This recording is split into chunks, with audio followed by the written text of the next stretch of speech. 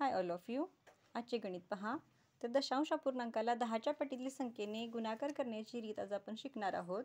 तर या ठिकाणी पहा, प्रत्यक्ष गुणाकार न करता काय करायचे असते, तर त्या 1 या संख्येवर जितके शून्य असतील तितके अंक दशांश चिन्ह उजवीकडे सरकवायचे असते.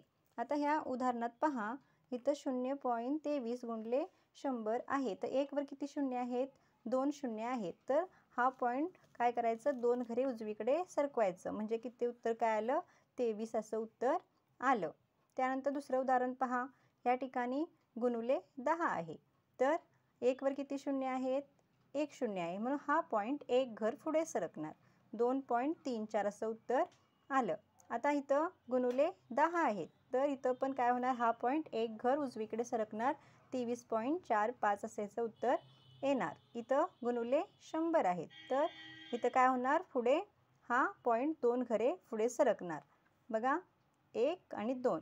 आता ते पुढे अंक नसेल तर तिथे काय मांडून घ्यायचा? 0 मांडून घ्यायचा आणि ते 2 घरे तो पॉईंट पुढे सरकवायचा.